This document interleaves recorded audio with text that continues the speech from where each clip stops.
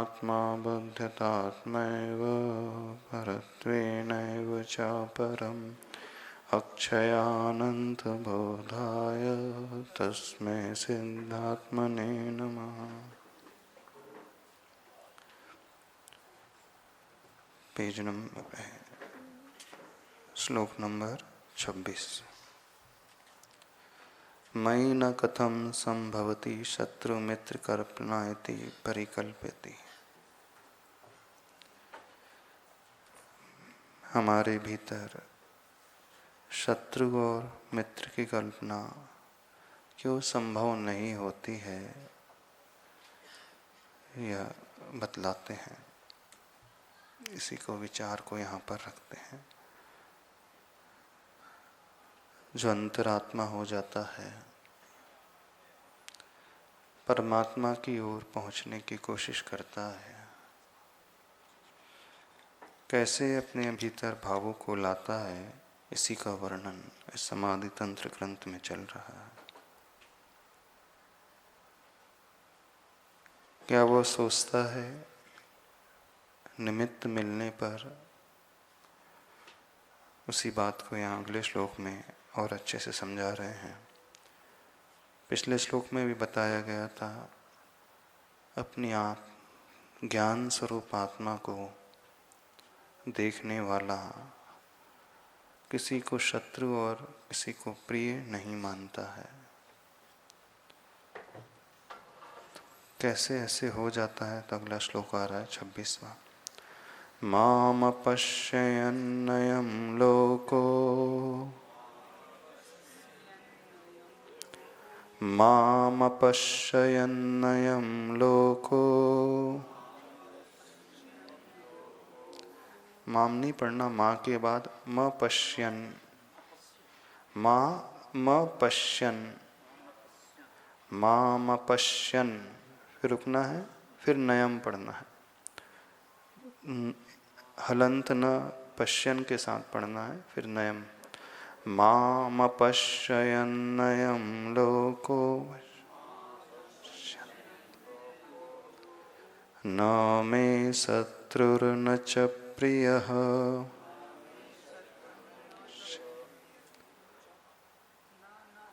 न मे शत्रुर्न च प्रियः।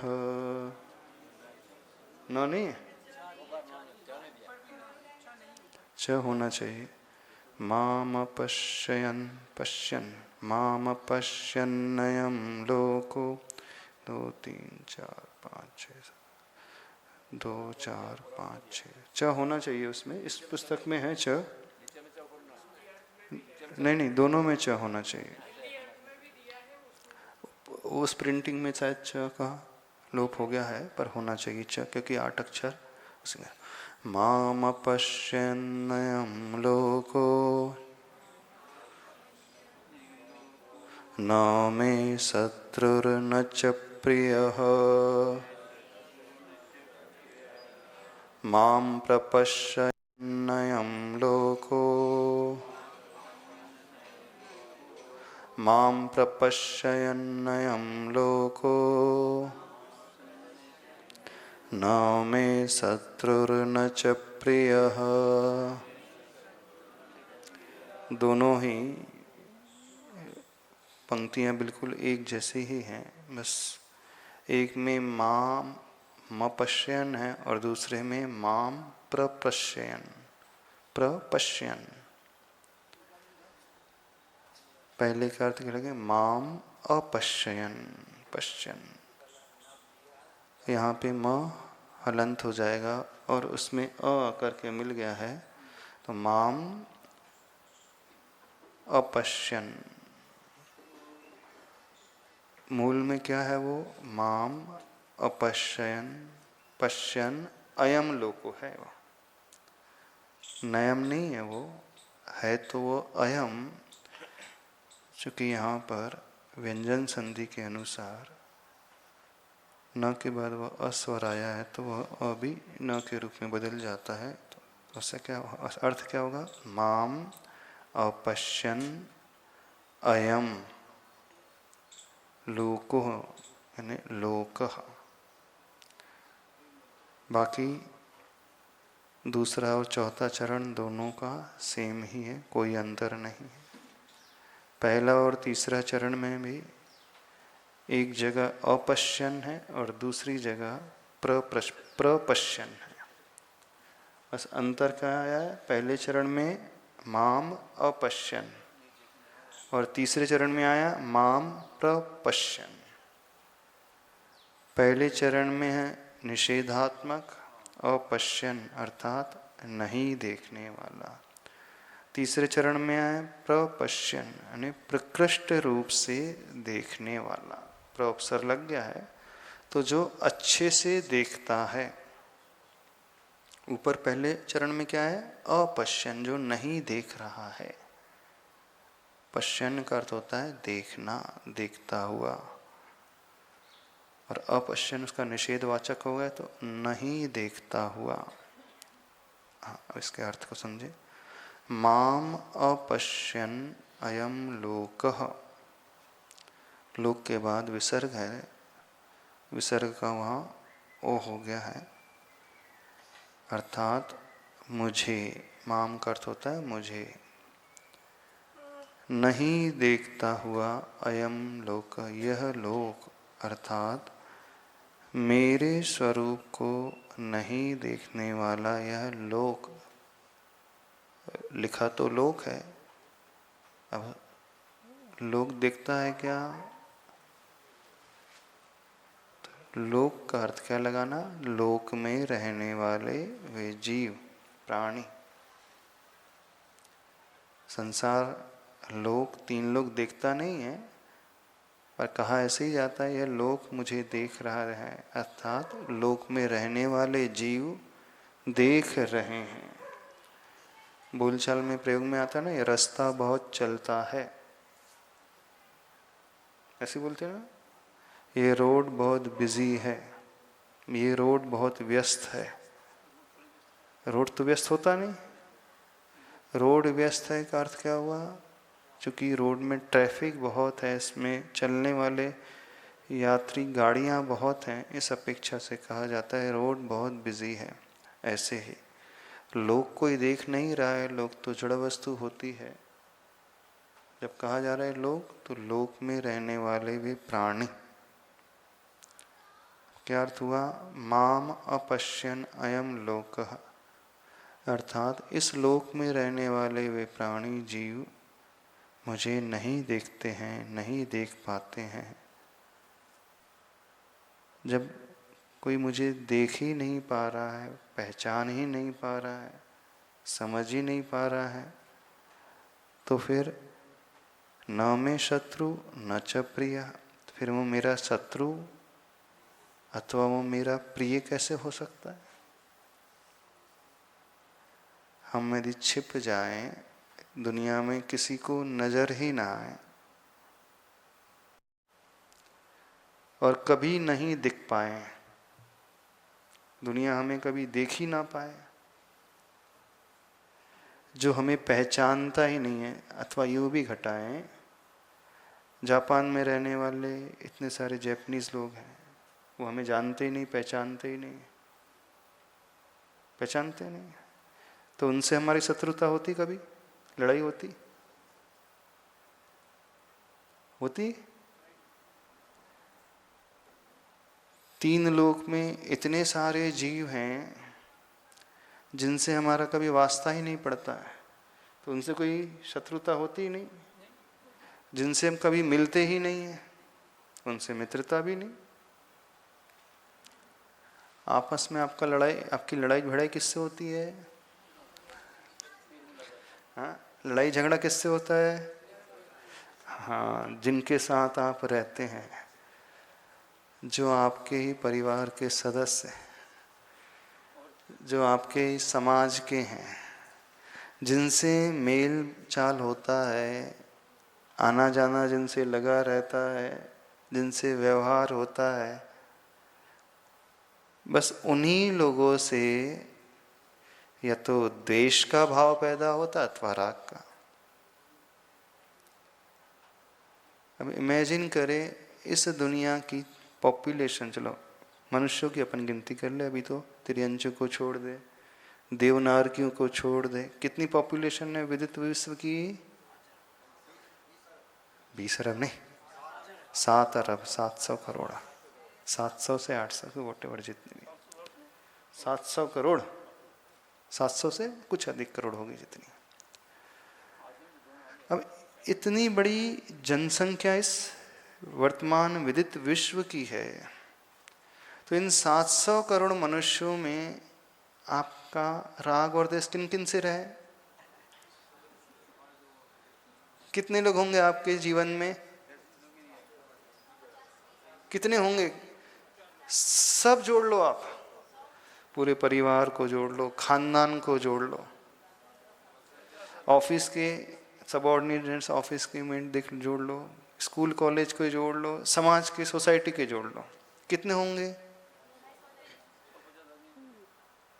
अंदाज लगाओ कितने होंगे? 100? भले सोसाइटी में समाज में ढेर सारे लोग हैं, लेकिन उनसे सबसे भी मतलब नहीं होता। तो आपके जीवन में ऐसे कितने व्यक्ति होंगे, प्राणी होंगे जिनसे आपको लेना देना होता है? 100, 200, 200 होंगे, बहुत हुआ तो। चलो जिसका बिजनेस बहुत बड़ा है, फैक्ट्री है बड़ी लंबी चौड़ी है, बहुत सारा उसका स्टाफ है, लाखों मेंबर, लाखों हैं पूरा मान लीजिए स्टाफ। हाँ, बस जो हेड है, जो हेड ऑफ द डिपार्टमेंट है, उसको मैनेज, वो तो उसी को ऑर्डर देता है, वो तो सब जानता भी नहीं होगा कि कौन प्यून है। और सर्विस बेस्ड जितनी कंपनी है वहाँ एम्प्लॉयज लाखों की संख्या में, कौन किसको जानता है? अपने जीवन में आप कितने लोगों से मिलते हैं? इतनी जिंदगी लंबी हो चुकी है आपकी, इतनी बड़ी जिंदगी में कितने लोग मिले होंगे आपको अभी जिनसे आपका राग अथवा द्वेष होगा? 100 ही मान ले, अधिक से 200 मान ले, और क्या? 100 अथवा 200। अब इन 200, 100, 200 व्यक्तियों को लेकर के संसारी जीव कितनी ज़्यादा कषाय कर लेता है। 99.99% जो है, 9999% ना वो उसे जानता है, ना दुनिया उसे जानती, ना वो दुनिया को जानता है। अब जिन्हें हम जानते पहचानते नहीं, अथवा वो हमें जानते पहचानते नहीं, तो उनसे राग का भाव भी नहीं, न द्वेष का भाव आता है। तो राग और द्वेष का भाव किनसे उत्पन्न होता है? जिनसे जान पहचान, आना जाना, व्यवहार आदि होता है। और भी इन 100 में से थोड़ा सा और अभी हम कंसाइज कर ले तो कितने निकल करके आएंगे? 100 में भी 70-80 तो ऐसे होंगे जिनसे कभी कभी लेना देना होता होगा। कुल मिलाकर के एक परिवार अथवा एक खानदान और चंद रिश्तेदार 20-25 ही होंगे उनके जीवन में जिनसे थोड़ा गहरा राग अथवा थोड़ा द्वेष गहरा।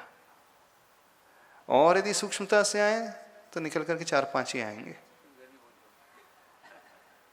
8-10 आएंगे, सिंगल डिजिट में आएंगे, बहुत हुआ तो 10-12 निकल के आएंगे।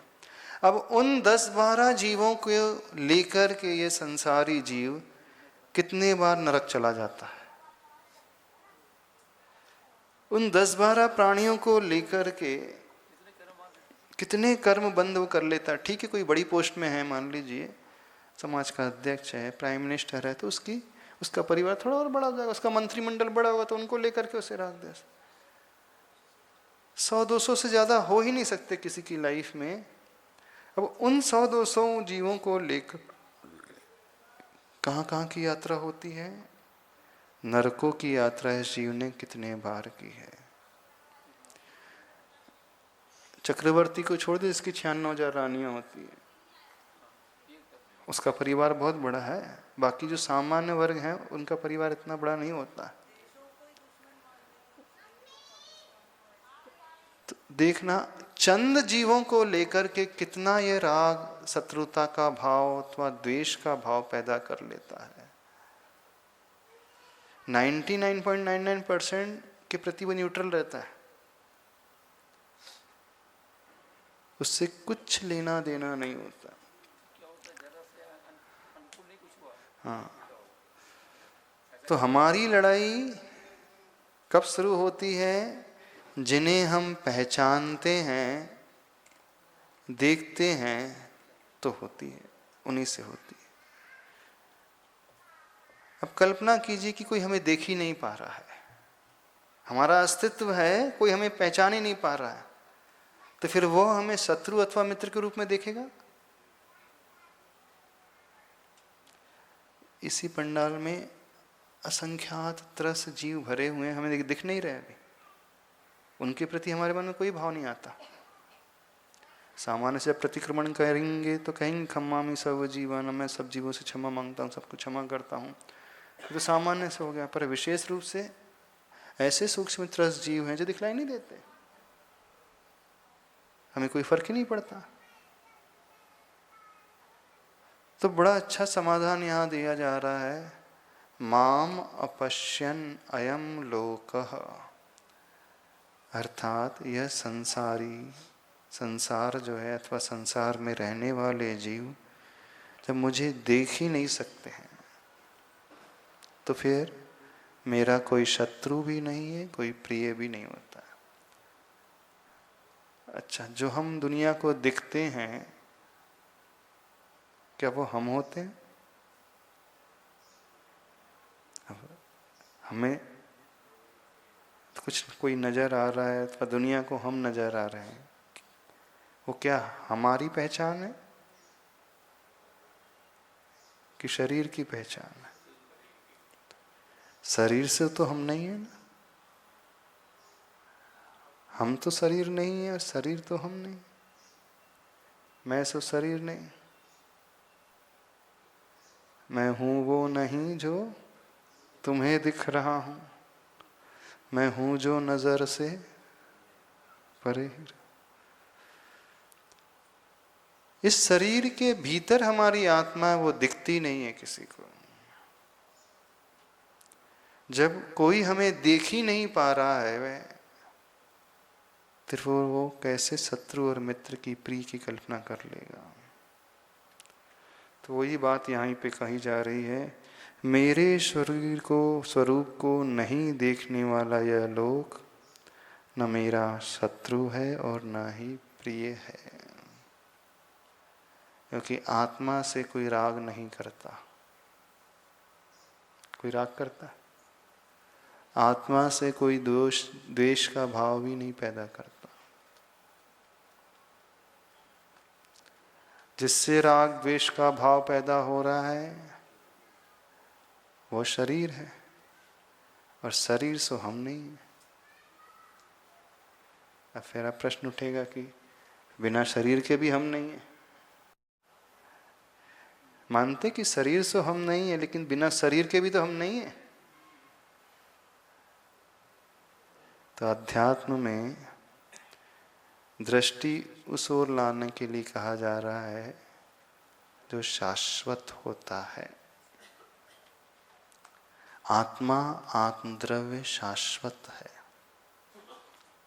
दिखने वाला शरीर जड़ पुद्गल है, रूपी पदार्थ है, वह शाश्वत नहीं है, वह क्षणभंगुर है, नष्ट होने वाला है।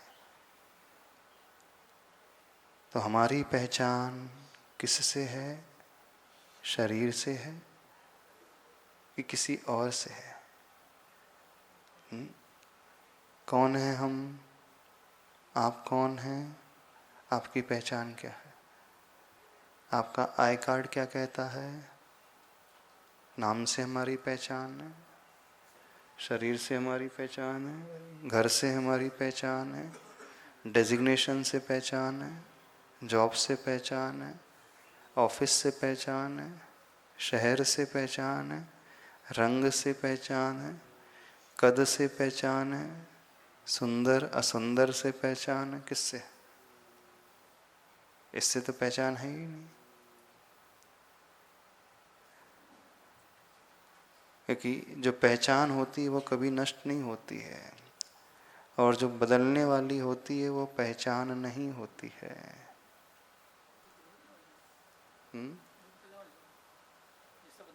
हाँ, सब बदलने वाली है। एक घटना एक बार बताई थी ना, एक गांव का व्यक्ति एक बार शहर जाता है, पहली बार शहर आता है घूमने के लिए, बहुत घूमता, अच्छा सवेरे का वक्त है, घूमते घूमते एक रेस्टोरेंट के सामने रुक जाता है। बहुत अच्छी अच्छी मिठाइयाँ उसे दिखती हैं, बड़ी अच्छी सुगंध आ रही थी। अंदर जाता है, मिठाइयाँ लेता है,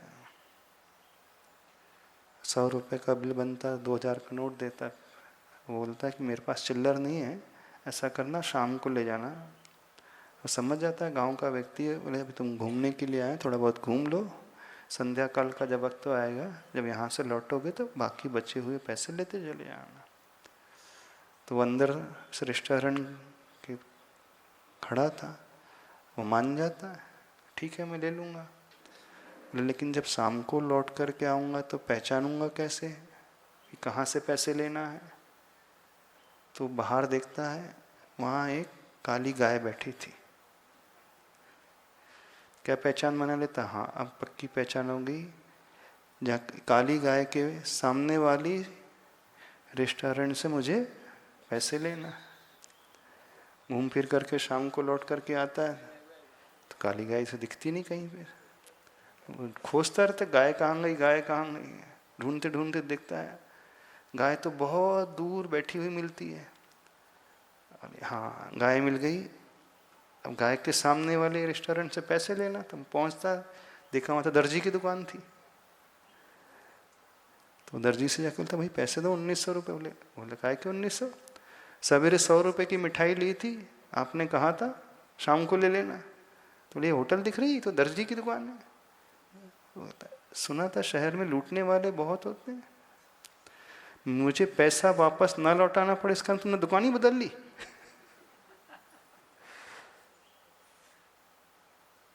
ठीक है ना, उसने पहचान ठीक बनाई थी, नहीं बनाई थी ठीक। क्यों, क्या पहचान बनाई थी उसने, जहां गाय बैठी है उसके सामने वाली रेस्टोरेंट से पैसे लेना है।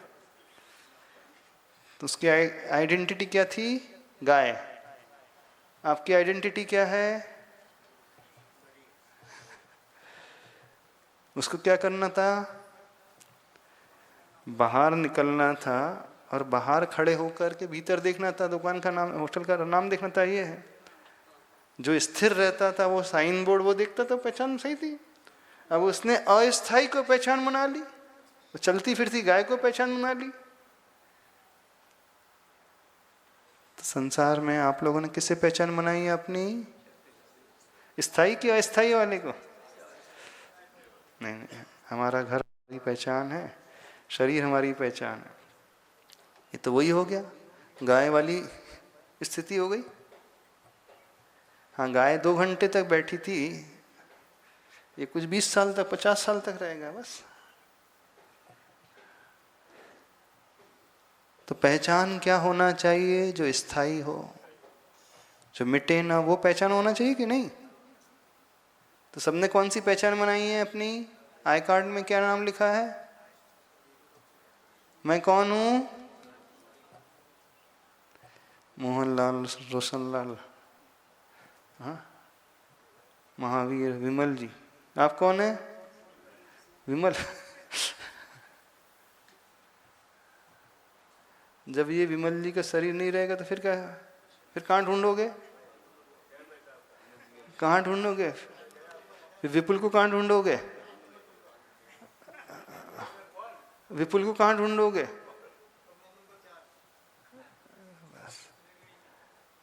तो गलती यही होती है, हर व्यक्ति जो है अपनी पहचान स्थायी को नहीं अस्थायी को बनाता है। तो अपनी पहचान शरीर से है कि आत्मा से है, अब बताएं। हम जो हैं आत्म स्वरूप वाले हैं, और जो हम हैं वो दिखते नहीं, और जो दिखते हैं वो हम हैं नहीं। उसने भी यही गलती की थी, गाय को पहचान बना ली थी और गाय यहां से उठ करके वहां चले गई, तो भ्रम में आ गया। ऐसे ही ये शरीर दूसरा हो जाएगा तो फिर भ्रम में आ जाएगा, बोलेगा तुमने मुझसे पैसे लिए थे, वापस करना है। यही तो हो रहा है हमेशा से। उसकी लड़ाई क्यों हुई थी? गलत पहचान बनाने से लड़ाई शुरू हो गई। वो दर्जी बोलता है, भाई मैं तो शुरू से दर्जी की दुकान लेकर के बैठा हूं, यहाँ कहाँ रेस्टोरेंट थी, मैं तो कुछ था ही नहीं। समझ में आ रही है बात, नहीं आ रही? आचार्य भगवान कह रहे हैं, मेरे स्वरूप को नहीं देखने वाला या लोग, जब मैं दिखता ही नहीं हूं तो कौन शत्रु और कौन प्रिय है। अब तीसरा चरण इससे ठीक विपरीत, माम प्रपश्यन अयम लोको, अर्थात जो मेरे स्वरूप को अच्छी तरह जानता है, देखता है, जो मुझे अच्छे से पहचानता है कि ये बहुत ईमानदार है, कभी धोखा देने वाला नहीं है, छलने वाला नहीं है, बेवकूफ नहीं बनाएगा, जिंदगी निकल गई इससे व्यापार करते करते। आज तक इसने सारे व्यवहार बड़े अच्छे से निभाए हैं, सारे सौदे बड़े अच्छे से किए हैं, तो जिनसे लेन देन बड़ी प्रॉपर तरीके से चलती, उसमें शत्रुता का भाव तो आता ही नहीं। जो हमें अच्छे से पहचान लेता है, माम प्रपश्यन अयम लोकः, जो प्रकृष्ट रूप से मुझे देखने वाला है कि मैं कौन हूं, मैं तो आत्म तत्व हूं। अब वो शरीर को पहचान नहीं बना रहा है, वो व्यवहार किससे कर रहा है? आत्मा से। और वह ये जानता है कि आत्मा का कोई रूप नहीं, कोई रंग नहीं, कोई कद नहीं, कोई काठी नहीं, कोई पर्याय नहीं। बोलिए। हाँ, आत्मा से व्यवहार कैसे करेगा? तो वो व्यवहार आत्मा से, अर्थात जिस शरीर में वो आत्मा रह रही है, वो ऐसे व्यवहार करेगा कि तात्कालिक परिस्थिति को लेकर के कषाय के भाव नहीं करेगा, सिर्फ कर्तव्य का पालन करेगा। ऐसा नहीं कि वो व्यवहार नहीं निभाएगा। अब समझना इसका रहस्य क्या है। जो यह जानता है कि जो भी सब संबंध हैं तात्कालिक हैं, कुछ समय के हैं, ये लेन देन भी तात्कालिक है, छोड़ो छाड़ो, कहाँ उलझे पड़े अपन भी, किन बातों को लेकर के विकल्प कर रहे हैं। जब सब कुछ छूटने ही वाला है, छोड़ने ही वाला है, तो उससे राग द्वेष नहीं होते हैं। उदाहरण याद है ना, होटल के रूम को लेकर के राग द्वेष होते हैं,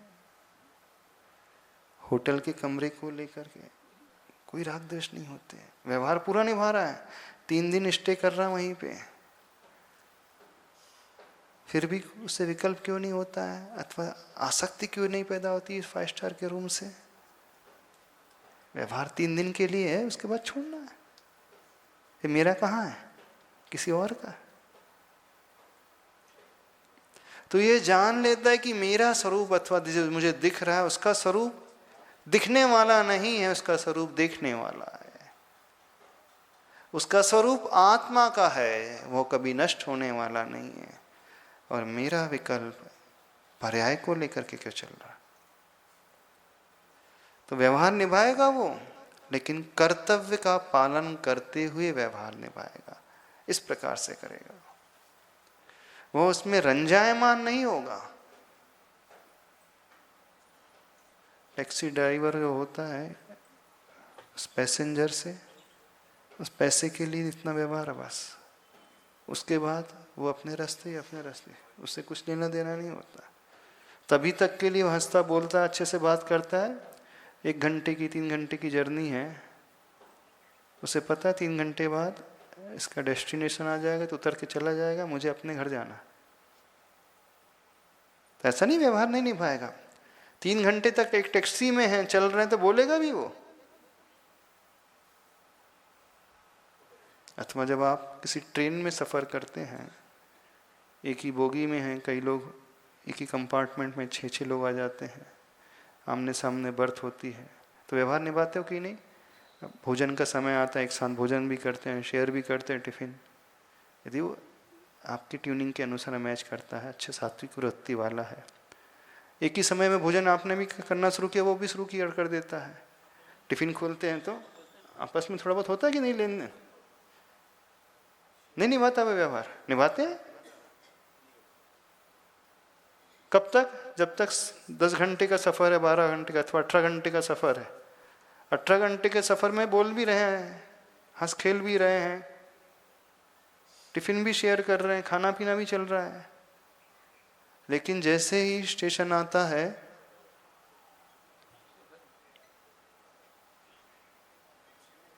तो बस आदमी मुसाफिर है, आता है जाता है, आते जाते रास्ते में, है ना, यादें छोड़ जाता है। तो जैसे वो मुसाफिर होता है, मुसाफिर का व्यवहार कैसा होता है बस बताइए? बस ऐसे ही संसार में रहते हुए व्यवहार पूरा निभाएगा, व्यवहार शून्य नहीं होगा वो। लेकिन व्यवहार निभाते हुए भी वो ये जानता है 18 घंटे के बाद मेरा स्टेशन अलग है, अथवा एक ही स्टेशन भी होता है, एक ही प्लेटफॉर्म में उतरते हैं, गेट से बाहर निकलते ही आपकी ऑटो अलग, उसकी ऑटो अलग, उससे ज्यादा कुछ नहीं होता। हाँ, नंबर शेयर कर लेते होंगे, प्राय क्या होता है, उतना ही काम है। जिसको रोज सफर करना, किस किस से नंबर लेता रहेगा वो? हाँ, वो टीटी है, अब रोज ट्रेन में ट्रेवल कर रहा है, कितने पैसेंजर से लेते रहेगा नंबर वो परेशान हो जाएगा बेचारा। वो टीटी को तो रोज ही सफर करना है, रोज नए नए यात्री मिलेंगे उसे, किस किस से उलझेगा, किस किस का नंबर लेगा? वो किसी से नहीं उलझता है, अपना काम हुआ है, सीट भी बर्थ भी देना है तो 500 रुपये लिया, चलते बनो भैया, तुम्हारा काम है हमारा काम अलग, इससे ज्यादा कुछ नहीं होता है। पर व्यवहार बहुत अच्छे से निभाता है वो, बस इतना ही है।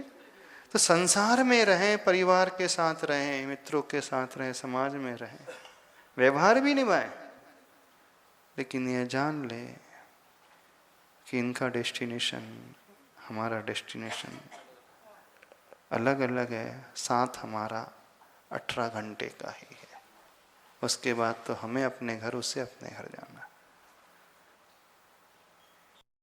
तो व्यवहार होता है कि नहीं? तो जितना भी वो व्यवहार निभा रहा है सिर्फ औपचारिकता के लिए। अब साथ में बैठे हैं, खा पी रहे हैं, तो मैनर्स अच्छे माने जाते हैं, एक दूसरे के बारे में पूछ लेना, थोड़ा सा शेयर कर लेना, बता देना, ये कर्टसी होती है। ऐसा नहीं कि मुंह फेर करके बैठे रहते हैं, अभी की कंपार्टमेंट में तो आप इधर देख रहे हैं, वो पूरा वे तो पश्चिम, ऐसा नहीं। तो बस संसार में वो ऐसे ही रहेगा, कर्तव्य का पालन करेगा, लेकिन देखेगा क्या? शरीर को नहीं देख करके व्यवहार करेगा। व्यवहार तो शरीर को देख करके करेगा, लेकिन अंतरंग में पहचान रखता है कि ये इसका स्वरूप नहीं है, मूल रूप में तो इसका स्वरूप आत्मा का है। तो माम प्रपश्यन अयम लोकः, जो मुझे अच्छी तरह से पहचानता है, जानता है, देख रहा है, वो यह भी समझता है कि जो दिख रहा है शरीर, सो वो नहीं है, जो वो है वो कुछ अलग है, जो शरीर के भीतर है वो दिखता नहीं है। वो यह भी समझता है कि शरीर क्षणभंगुर है, नष्ट होने वाला है, और आत्मा कभी नष्ट नहीं होने वाली। जब आत्मा का नाश संभव ही नहीं है, फिर काहे का विकल्प, टेंशन क्यों? जब हमें ये पता चले जाए कि हमारे पास जितनी भी संपत्ति से कोई चुरा ही नहीं सकता,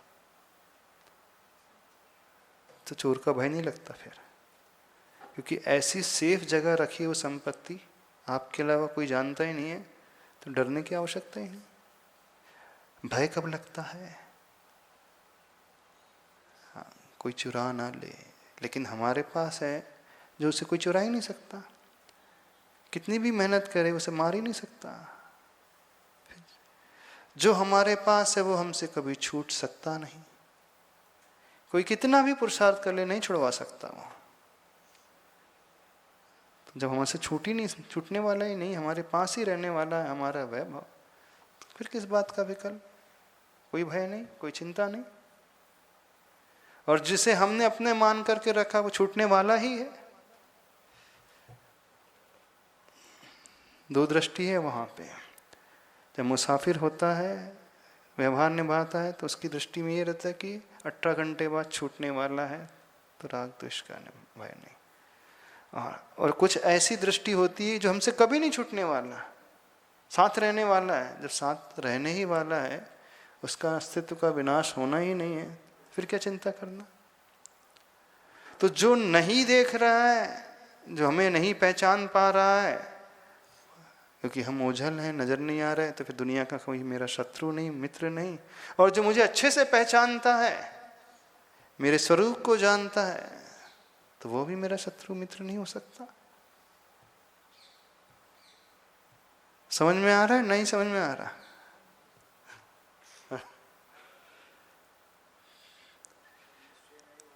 निश्चय नय वाली नहीं, व्यवहार वाली भी बात है, दोनों ही वाली बात है। निश्चय नय में तो ध्यान अवस्था में रह जाएंगे, वो पर्याय की ओर, शरीर की ओर दृष्टि ही नहीं लाते हैं। लेकिन उस दृष्टि, उस स्थिति में पहुंचते कब है? जिनका व्यवहार समीचीन होता है, तो वो ध्यान अवस्था में बैठ पाते हैं। जो व्यवहार में उलझ रहा है, राग द्वेष किए जा रहा है, तो उसका ध्यान क्या लगता है? इस कारण आचार्य भगवंत सुखचंद्र स्वामी जी कहते हैं ज्ञानार्णव ग्रंथ में, गृहस्थ कितना भी कर ले उसका ध्यान लग ही नहीं सकता। गृहस्थ ध्यान में प्रवेश कर ही नहीं सकता। हाँ, आसमान से तारे तोड़ करके लाए जा सकते हैं, सूर्य पश्चिम से उदय को प्राप्त हो सकता है, लेकिन कभी भी गृहस्थ को ध्यान नहीं हो सकता। क्यों? क्योंकि वो परिग्रह से लिप्त है, विकल्प के कारण उसके भीतर मौजूद है। तो जब भी बैठेगा तो उसे विकल्प ही नजर आएंगे, उससे ऊपर उठ ही नहीं सकता। तो ऊपर उठने वाला कौन? जिसने सारे विकल्प के कारणों को, परिग्रह को छोड़ दिया, और जिसने पहचान लिया तो उसे कोई विकल्प नहीं। तो उस स्थिति में पहुंचने वाले वो मुनिराज। अब अवृत्ति श्रावक है, प्रतिमाधारी श्रावक है, तो वो क्या करेगा? अब वो अपनी भूमिका के अनुरूप उस राग और द्वेष के विकल्पों को छोड़ता चला जाएगा। अवृत्ति हो गया तो उसने क्या किया? अनंतानुबंधी जो कषाय वाला भाव था, लोभ का, क्रोध का, उसे छोड़ करके वो अप्रत्याख्यानावरण वाले स्टेज में आ गया। यानी 6 महीने तक ही राग द्वेष। प्रतिमाधारी होते उसका संस्कार काल 15 दिन का, तो एक पक्ष तक ही राग द्वेष का भाव करेगा, उसके बाद मुक्त हो जाएगा। और जो मुनि महाराज हैं, संजुलन कषाय वाले हैं, जिनका उदय है, वो अंतर्मुहूर्त तक, यदि कथनचित हो भी जाए तो अंतर्मुहूर्त में तुरंत शांत। अब कोई ऐसा श्रावक अव्रती है, इसने सब कुछ जान लिया है, पहचान लिया, श्रद्धा भी समीचीन हो गई है। अब 6 महीने तक उसके संस्कार काल रहते हैं कषायों के, तो वो 6 महीने तक बैर अथवा राग करता नहीं रहेगा। वो हमेशा भावना भाता रहेगा कि कब मैं इससे ऊपर उठूं, कब मुझे ऊपर पहुंचना है, कब मेरी आत्मा का कल्याण हो, कब मैं नियम लूं, कब मैं व्रत ग्रहण करूं। मैं फंस चुका हूं गृहस्थी के जंजाल में, प्रभु मैं उठ नहीं पा रहा हूं, देखो कैसी परिस्थिति हो गई, कैसे कर्मों का उदय है। यानी वो घर में भी रहता है तो छटपटाते रहता है, हमेशा भावना भाता है कि कब ऊपर उठूं, कब ऊपर उठूं। तो ये ऊपर उठने की जो भावना हमेशा भा रहा है एक अव्रती गृहस्थ श्रावक, तो तत्संबंधी तज्जन्य राग से वो ऊपर उठ गया, ये उसका सही पुरुषार्थ हो गया। अब फिर वो हमेशा भावना भाता है कि मेरा मूल स्वरूप जो आत्मा का है वो कभी नष्ट होने वाला है ही नहीं, तो फिर मुझे क्या विकल्प करना है। कोशिश करेगा, अनुवृत्ति जो हो जाता है प्रतिमाधारी वो और अच्छे से भावना भाने वाला होता है। तो सदगृहस्थ जो है वो भावना तो भाएगा कम से कम, भले ही उसमें फंसा है गृहस्थी के जंजाल में, लेकिन फंसे हुए होते हुए भी वो हमेशा तड़पते रहता है, छटपटाते रहता है, ऊपर उठने का पुरुषार्थ वो हमेशा करते रहता है। यदि वो स्वयं नहीं उठ पाता है तो वो अनुमोदना करता हमेशा ऊपर उठने वालों की, ना कि वो अपने आप को जस्टिफाई करता है कि नहीं मैं जो कर रहा हूँ फर्स्ट क्लास है, बढ़िया। वैसा करने वाला कभी नहीं होगा। वो हमेशा अपने आप को गलत ठहराएगा कि देखो मैं फंस चुका हूँ, मैं नहीं कर पा रहा हूँ। जैसे श्री कृष्ण जी सबको भेजते थे, जाओ भगवान महानेमिनाथ स्वामी जी के समशरण में जाओ, भगवान की दिव्य ध्वनि सुनो, सबको भेजते थे, व्रत लो। बोले मैं नहीं जा पा रहा हूँ, मेरी बात अलग, लेकिन आप लोग तो जाओ कम से कम। कि सम्यक दृष्टि जीव की पहचान कि सबको प्रेरित करता रहेगा, आगे बढ़ाता रहेगा। अब उसके चारित्र मोहनी कर्म का तीव्र उदय है तो खुद नहीं ले पा रहा, ये बात अलग है, लेकिन वो अनुमोदना करेगा। वो ऐसा नहीं कहे कि मैं नहीं ले पा रहा हूं तो तुम भी मत लो, ऐसा वो नहीं कहेगा कि पंचम काल में तो कुछ होता ही नहीं, क्यों त्याग के मार्ग पे निकल रहे हो, क्यों व्रत प्रतिमा ले रहे हो, क्यों उपवास कर रहे हो, क्यों शरीर को सुखा रहे हो। वो कैसा ऐसा उपदेश कभी देगा नहीं किसी को। उपदेश क्या देगा? सही तो यही मार्ग है, शक्ति है तो अवश्य बढ़ना ही चाहिए, मेरी शक्ति नहीं हो पा रही, मेरी मजबूरी है, मैं फंस चुका हूं, ये स्वीकारने वाला होगा। और वो अपने आप को कोसेगा भी बार बार, देखो मैं फंस चुका हूं, मैं नहीं निकल पा रहा हूं, ऐसे जंजाल में उलझ चुका हूं, इतनी सारी जिम्मेदारी मुझ पर है, परिवार की, बच्चों की, बेटों की शादी करना एकदम से, अथवा बीमारी हो गई कोई, तो कहता अब क्या करूं, मुझे तो दवाई ही रोज लेना पड़ रहा, उसके बगैर मेरा एक दिन भी नहीं चलता है। लेकिन जिन्होंने इस ओर कदम बढ़ाया है उनकी वो अनुमोदना करने वाला होता है। समझ में आ रहा है कि व्यवहार कैसे निभाएगा महावीर भैया जी, कैसा व्यवहार निभाएगा? तो देखो इस श्लोक के अर्थ को, मेरे स्वरूप को नहीं देखने वाला यह प्राणी न मेरा शत्रु है और न प्रिय है, मेरे स्वरूप को देखता हुआ यह प्राणी न तो मेरा शत्रु है और न प्रिय है। वो एक हिंदी में दोहा आता है ना, पूत कपूत तो का धन संचय और पूत सपूत तो का धन संचय। कपूत है कितना करके उड़ा देगा, तेरे के पहले सारा निपटा देगा वो आपकी धन संपत्ति को, चारू दत्त को देखो जैसे। और सपूत है तो उसके बाहु में इतना बल होता खुद ही कमा लेगा वो। ऐसे ही यहाँ पर है, जो मुझे नहीं देख रहा है, नहीं देख पा रहा है, तो क्या मेरा शत्रु और क्या मेरा वो मित्र? और जो मुझे देखता है, जानता है, पहचानता है मेरे स्वरूप को कि मेरी आत्मा ऐसी है, आत्मा में, आत्मा तो अरूपी होती है, पर्याय ही रूपी होती है, तो फिर आत्मा से फिर क्या राग क्या द्वेष करना? तो जो जानता है वो भी राग द्वेष नहीं करेगा और जो नहीं जानता वो भी राग द्वेष नहीं करेगा। बस वही नीति है यहाँ पर। और यही वो दोनों ही में यही भाव है कि जो नहीं देख पा रहा है तो उससे क्या शत्रुता की, जो मुझे पहचान रहा है मैं वो हूं नहीं, मैं जो हूं वो तो पहचान ही नहीं पा रहा, नादान है बेचारा, क्योंकि मिथ्या दृष्टि है, वो पर्याय में उलझा हुआ है। और जो मुझे पहचानता है वो ये भी जानता है कि इसकी आत्मा तो कभी नष्ट होने वाली नहीं, तो इससे क्या शत्रुता लेना जब मेरी आत्मा ही नष्ट नहीं हो रही है। समझ में आ रहा है कि नहीं? अच्छा श्री की हिंदी। ब्रह्मांड ही जब मुझे नहीं जानता है, क्या शत्रु मित्र वह हो सकता तदा है, या जानता यदि मुझे लगता तथा है, तो भी न मित्र मित्र रिपु हो सकता है।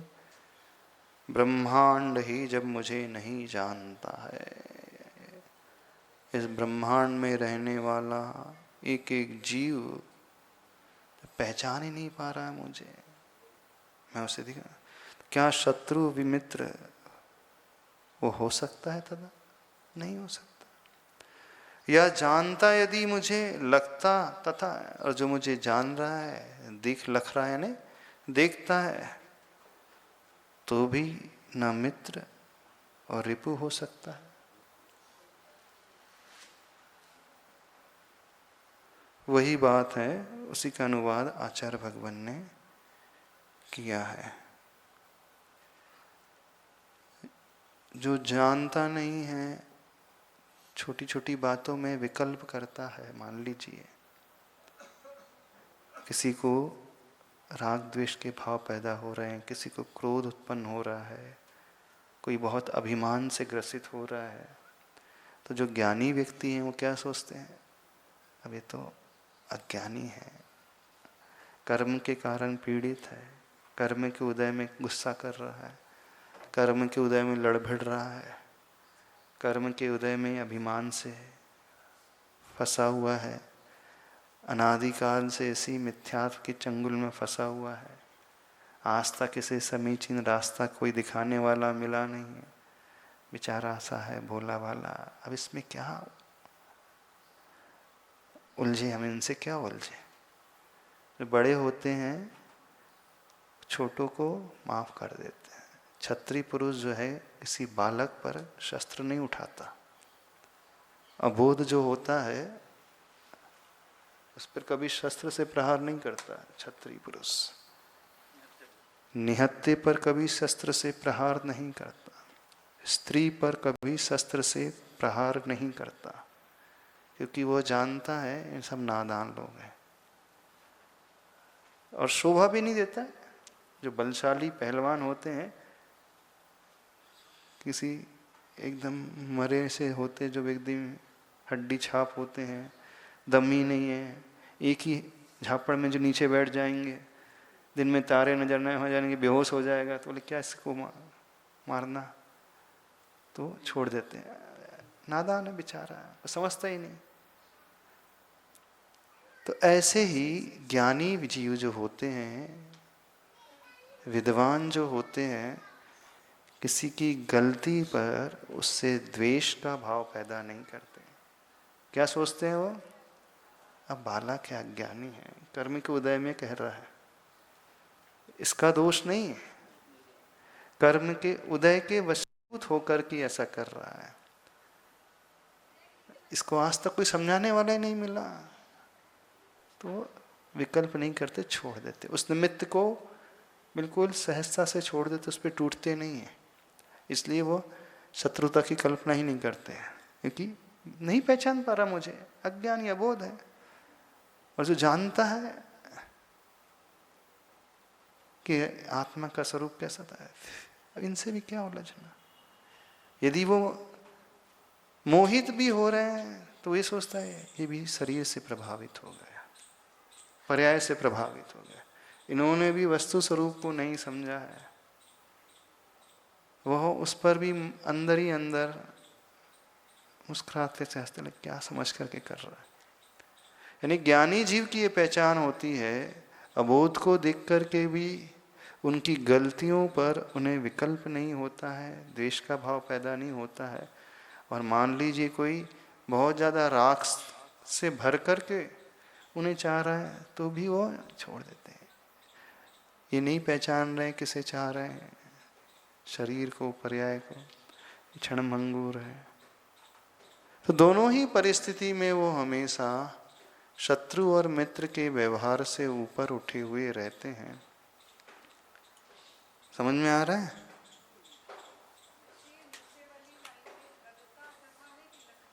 लगता है, ग नहीं, लगता कहाँ लिखा है? हाँ तो सुधार लें। या जानता यदि मुझे लखता है, ख है, लखना यानी देखना, ख है, जानता है नहीं, ज्ञाता दृष्टा है। या जानता यदि मुझे लखता तथा है। ख है, ख इस पुस्तक में ख ही है। हाँ, ये दूसरी पुस्तक है, ये पुरानी प्रिंटिंग वाली है, तो सुधार लें उसे। लखता है, लखने का अर्थ है देखना, और जानता है ना ज्ञान का भाव। तो आत्मा का स्वभाव ज्ञाता दृष्टा स्वरूप है, जानने और देखने वाला है। तो जो सब कुछ समीचीन रूप से जानता है, पहचानता है, तो वो भी मेरा रिपु और मित्र नहीं हो सकता है।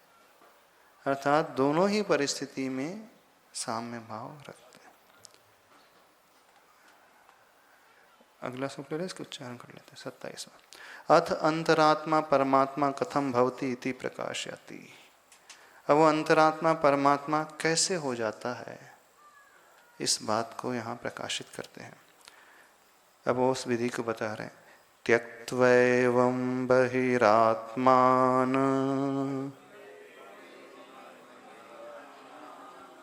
एक्चुअली वो क्या है, त्यक्त्वा एवं है, उसकी संधि हो गई तो क्या बन गया, त्यक्त्वैवं। त्यक्त्वैवं, त्यक क आधा क तक पढ़ेंगे, त्यक त्वै, त्वै ऐ की मात्रा है, त्यक त्वैवम। थोड़ी आपकी जिह्वा ट्विस्ट होगी उच्चारण जब करेंगे, क्योंकि संयुक्त अक्षर है, क भी संयुक्त, क भी हलंत है, त भी हलंत है, और वह एक साथ पढ़ना है। तो त्यक त्वैवम बहिरात्मान मंतरात्म व्यवस्थितः, मंतरात्म व्यवस्थितः भावयेत् परमात्मानं, भावयेत् परमात्मानं सर्वसंकल्पवर्जितं, सर्वसंकल्पवर्जितं। पूरा उच्चारण करें। त्यक्त्वैवं बहिरात्मान मंतरात्मव्यवस्थितः,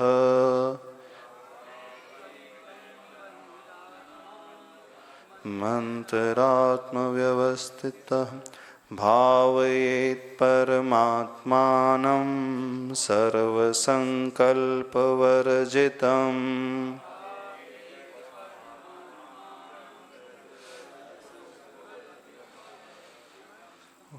कठिन तो नहीं है उच्चारण? कौन सा कठिन लग रहा है? नीचे वाला, ऊपर वाला? कौन सा? त्यक्त्वैवम, ऐसे पढ़ो ना, त्यक तक पढ़ लो और त्वैवम पढ़ो। त्वै, त्व में ऐ की मात्रा लगाओ, त्वैवम, त्यक त्वैवम। थोड़ी सी आपकी टंग को ट्विस्ट करना पड़ेगा, जिह्वा को।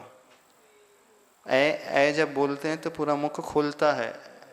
त्वै, त्यक त्वैवम, त्यक त्वैवम बहिरात्मान मंतरात्मव्यवस्थितः भावयेत् परमात्मानं सर्वसंकल्पवर्जितं। इसके अर्थ को बाद में देख लेंगे, इतने रखते हैं।